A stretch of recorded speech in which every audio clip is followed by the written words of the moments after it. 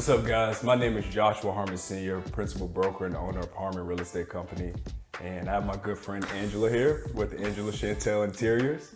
And we're gonna do something like a debate show about hot topics in real estate. She has a very unique perspective when it comes to design, I would say. One of the best designers that I've ever met. And then I'm gonna try to give you a real estate perspective from sales and an investment standpoint. So it should be fun. Do you have anything you want to add? No, I think you covered it. Not necessarily. So our first topic is going to be, should you buy or an existing home, or you should build, correct? Is that going to be our topic? Yes. So it's a very hot topic from an investment and a design standpoint. So we thought it'd be really cool to discuss it. And we want to give a shout out to GE Media, who is shooting these episodes for us. And so let's get it started. Should you buy an existing home or should you build? Give me the design perspective of why you should. I think that we were gonna start out with the advantages of if you bought an existing home. Okay. And so definitely from a design perspective on the advantages of an existing home, for sure is time. So if you're moving from another state or you have a strict timeline, you cannot build. It's not even an option for you. Yeah.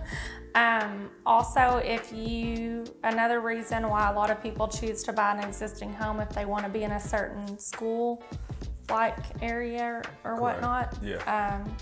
And then I guess another advantage would be cost. It's definitely, according to the Home Association's builder, it's cheaper to buy an existing home than to build on the front end, which I have another thought on the back end of that later on. Later question. But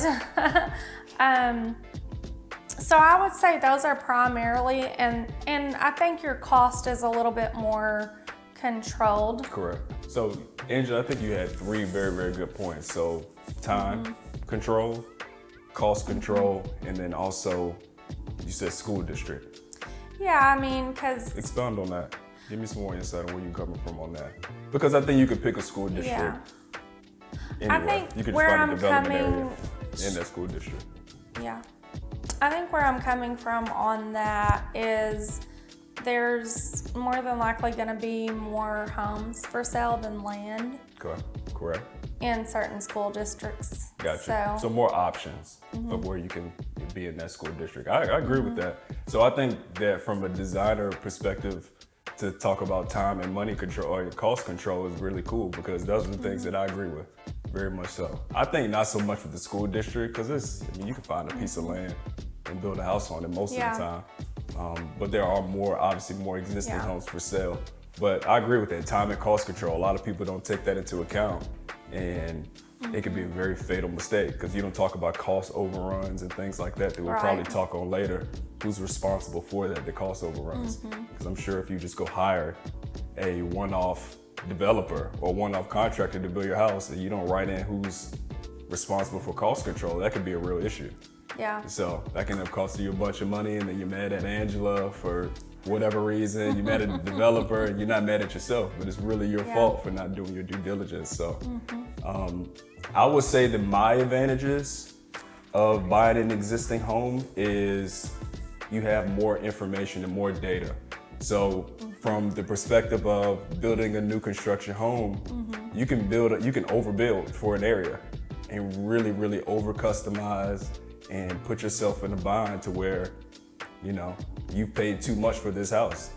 And you don't have an opportunity to sell that home and have flexibility to move. Your financial situation may change, COVID may ramp back up, your job goes obsolete, and you've overbuilt for this house. And that could be a real issue. But yeah, that's for me, with a pre-existing home, you can actually just look at the MLS and see what homes have sold for in the past. You can go back as far as you want to kind of see where homes are valued, how they progressed over the years. What's the cost growth? Like, do homes cost more? Do you see a rent bump within 5 years of 3% of your home value? Is it 2 years? Is it 5 years? You could just project those things. With a pre-existing home, it's a little bit more difficult. So I think that's the most important thing to me of buying a pre-existing home, and why I choose to always buy something that's pre-existing. Unless I'm building something, the cost of me to build something is significantly less or very comparable to what the price per square foot is to sell it, or where I think sales will be in the near future. So that's my take on it. It's a little bit more technical, but I like your points. If you want to just keep it simple, I mean, control. You have more control if you buy something pre-existing. I think we always agree on that. I would agree on that, 100%. So that's what we're doing this debate show. What you'll find out is me and Angela have different points of view a lot of time, but it's usually the same, it's the core of it is usually the same. So I like that. I think this will be a really cool show. What's the next question? The next question was, what are the advantages of building a home? Okay. Building a custom home, right? Building a custom home. Custom, so we're gonna be specific. Custom's the key word. Okay. Custom's the key word. What are the benefits from a design point, or the design perspective of building a custom home? So, getting exactly what you want. Okay, correct. When you're having to pick from, you probably see with your clients, and you're looking at homes, maybe you love the layout, but you wish they would have picked different flooring and lighting. Or maybe you love the lighting and everything, but you wish the layout was different. Some people I know they go into a beautiful home that has upstairs and downstairs. Some people want the master bedroom to be downstairs. Some people want the master bedroom to be upstairs. Everybody's different. So you can go in, customize your floor plan, your colors, all of that. I think that's the biggest advantage of building, is you're getting exactly what you want, and even down to the placement of your home.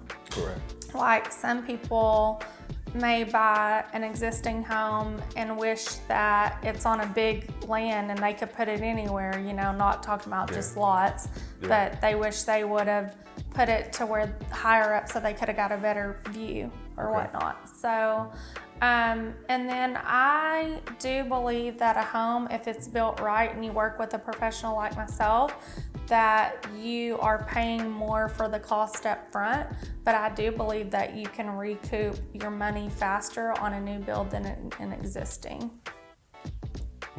That's a bold statement, Angela. I believe it. Okay, so give me a horror story of somebody building a custom home. Do you have any horror stories of somebody trying to, I guess, what's the term for somebody who's a horror to deal with in a design job? There's, on building a custom home,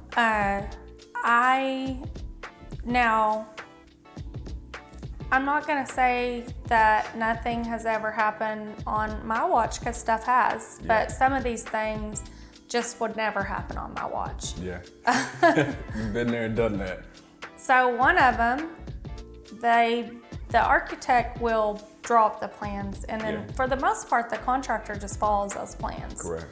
And a lot of times when the homeowner's not working with the designer on a forefront, they just tell the contractor what they want, or the architect, and then the architect does it, but then there's really no rhyme or reason to anything. So the windows of the outside of the house I've seen look horrible after the build goes up, because she's like, I wanted this window, and there was no rhyme or reason, and she was thinking more of how she wanted the windows to look on the inside and didn't think about how it's gonna look at the front of her house. And the architect just drew it in.